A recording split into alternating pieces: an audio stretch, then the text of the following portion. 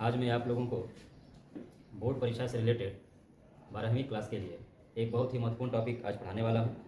उसका नाम है दो सदिशों का गुणन। अब ये जो टॉपिक है इस परीक्षा के लिए बहुत ही महत्वपूर्ण है। ये सदिशों का गुणन है क्या? तो जो हम लोग का एकांक सदिश होता है, जो हम लोग का 3 डायमेंशन में,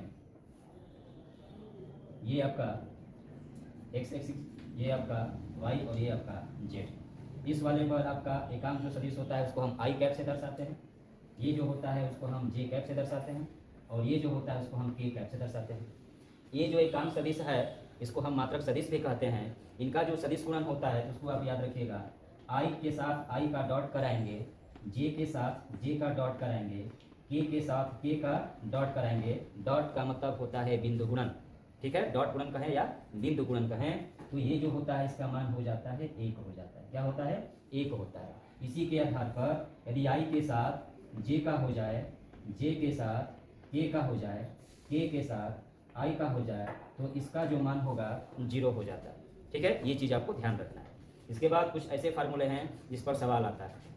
दो सदिश दिया रहेगा और उनके बीच का कोण निकालना होता है। तो यदि दो सदिश ए और बी हो, ध्यान दीजिएगा, यदि दो सदिश वेक्टर ए तथा वेक्टर बी हो, तब इनके बीच का कोण, इनके बीच का जो कोण होगा, यदि हम थीटा मान लें, क्या मान लें?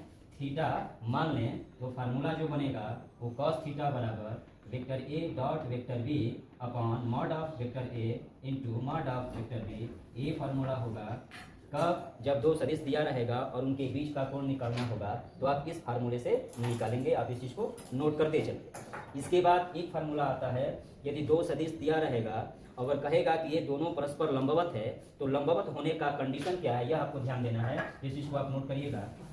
लंबवत होने का कंडीशन, दो सदिशों का परस्पर लंबवत होने का शर्त, होने का जो शर्त होता है, यदि पहला सदिश ए हो, दूसरा सदिश बी हो, अगर ये दोनों परस्पर लंबवत हैं तो फार्मूला बन जाता है vector A dot vector B बराबर 0। ये इसका सब कंडीशन है। यदि ए और बी का ये जो अदिश गुणन है इसका मान यदि 0 आ जाएगा तो हम कहेंगे कि ये दोनों सदिश परस्पर क्या हैं? लंबवत है। तो ऐसे क्वेश्चन के लिए ऐसे जो फार्मूले हैं इन पर क्वेश्चन कैसे बनाया जाएगा, तो आप इस चीज़ को नोट कर लीजिए। हम आपको कुछ क्वेश्चन बताते हैं, ध्यान से देखिए। हम इसको जब हल करेंगे तो बीच का कोण हम थीटा मान लेंगे। तो ध्यान देना है, यदि बीच का कोण जो है यदि थीटा हम मान लें, ठीक है, थीटा हो, आप अल्फा बीटा मान सकते हैं, थीटा मान लें, तो फार्मूला हम लोगों का क्या है? Cos theta. तो कॉस थीटा बराबर फार्मूला अभी आपको बताया गया, तो फार्मूला क्या है? Vector A dot vector B upon mod of A mod of B होता है। क्योंकि यहाँ ए और बी केवल नहीं है, इस ए की जगह पर हमारा क्या है? टोटल ए क्रॉस बी है। हम लिखेंगे vector A cross vector B लिखेंगे, डॉट करेंगे vector B cross vector A लिखेंगे, और बटा में यहाँ हो जाएगा mod of vector A cross vector B dot vector B cross vector A का ये मॉड हो गया, ठीक है। अब ध्यान देना, इस चीज को आप लोग नोट करते चलिएगा। अब कहने का मतलब है क्या से मान कैसे निकालेंगे, तो एक चीज याद रखिएगा कि जो vector A cross vector B होता है, यदि हम इसके जगह को चेंज करेंगे तो हम शुरू में हमें लिखना पड़ेगा, ऐसे लिखना पड़ेगा, ठीक है, माइनस चिन्ह हमें लगाना पड़ता है। हम यहाँ देख रहे हैं कि vector A cross vector B, यहाँ वेक्टर बी क्रॉस वेक्टर है, तो दोनों को बराबर करने के लिए किसी एक का चिन्ह बदलना पड़ेगा। तो हम करेंगे क्या? इसका हम लिखेंगे cos theta is equal to, इसको जैसे है वैसे लिख देंगे, और इसको चेंज करने के लिए हमें क्या करना पड़ेगा कि हम ऐसे लिखेंगे, माइनस कर देंगे और ए क्रॉस बी कर देंगे। अब हम देख रहे हैं कि यहाँ पर भी है mod of A cross B है और यहाँ भी है बी क्रॉस है, लेकिन मॉड ऑफ है। तो मॉड में यदि चिन्ह निगेटिव होता है तो उसका ओवरऑल मान पॉजिटिव हो जाता है, तो मॉड का चिन्ह बदलेंगे लेकिन उसका रिजल्ट पॉजिटिव हो जाता है, तो हम क्या लिखेंगे? इसको ए क्रॉस बी हम लिख सकते हैं, कोई दिक्कत नहीं है। आप इसको नोट कर लीजिएगा। अब ध्यान दीजिएगा इसका मान कैसे निकलेगा। यहाँ से हम करेंगे माइनस चिन्ह बाहर रख देंगे और हमारे पास आ गया vector A cross vector B का होल स्क्वायर आया। ये भी दोनों बराबर है, इसको भी लिख देंगे vector A cross vector B का होल स्क्वायर। ये दोनों कैंसिल हो गया, कॉस थीटा का मान आ गया -1। अब कॉस थीटा का मान -1, गैप ट्रिग्नोमेट्री आपने पढ़ा होगा, -1 जो होता है कॉस 180 का मान होता है। अब यहाँ थीटा का मान हो गया 180 डिग्री। ये आपके लिए बहुत ही महत्वपूर्ण क्वेश्चन, केवल ये क्वेश्चन महत्वपूर्ण है, लेकिन आप ध्यान देना है इस तरह का जब क्वेश्चन आएगा तो आप इसी विधि पर इसको हल करेंगे। इस चीज को आप नोट करते चलिए। अगला क्वेश्चन ध्यान से देखिएगा, दिया है सदिशों 2y² + j² + 3k²। एवं 3i cap minus 2j cap plus k cap के बीच का कोण ज्ञात करना है। कहने का मतलब यहाँ पर दो सदिश दे दिया है, उनका मान भी दिया है। तो सबसे पहले हम करेंगे क्या कि हम मान लेंगे, क्या मानेंगे कि सदिश a का मान 2i कैप, ध्यान से देखिएगा 2i cap plus j cap plus 3k cap. हम b मान लेंगे क्या 3i cap minus 2j cap plus k cap. ठीक है, ये हमने मान लिया, a का मान मान लिया और b का मान मान लिया। अब हम निकालेंगे किसका मान, थीटा का मान। तो फार्मूला क्या लिखेंगे, कॉस थीटा। कॉस थीटा का फार्मूला आप जानते हो, vector a dot vector b upon mod of a dot mod of b। अब a और b का मान लिखेंगे। a का मान क्या है 2i कैप है plus j cap plus 3k cap है। इसके साथ डॉट कराएंगे तो क्या लिखेंगे हम लोग 3i cap minus 2j cap plus k cap. ठीक है, इसके बाद इन दोनों को मॉड में लिखेंगे। तो मॉड में लिखेंगे तो mod of 2i cap plus j cap plus 3k cap. इसके बाद b का लिखेंगे तो 3i cap minus 2j cap plus k cap. ये मॉड में आ गया।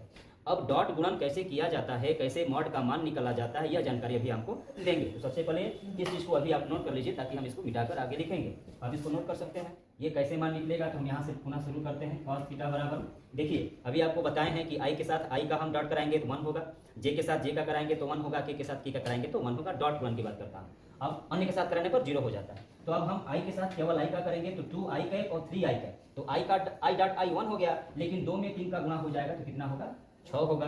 फिर आइए यहाँ j है, यहाँ भी j है, लेकिन प्लस है माइनस है तो प्लस और माइनस का माइनस हो जाएगा। अब हम देख रहे हैं कि j का जो गुणांक है वह 1 है, लेकिन j का गुणांक यहाँ पर -2 है, तो -2 में 1 का गुणा करेंगे तो हो जाएगा -2 हो जाएगा। अब आइए k का, यहाँ भी k है, यहाँ 1 है, यहाँ पर 3 है, 3 का 1 से गुणा करेंगे तो 3 k डॉट k का मान 1 हो जाता है, तो यहाँ +3 लिख देंगे। अब बात करते हैं यहाँ पर हमें मॉड निकालने का।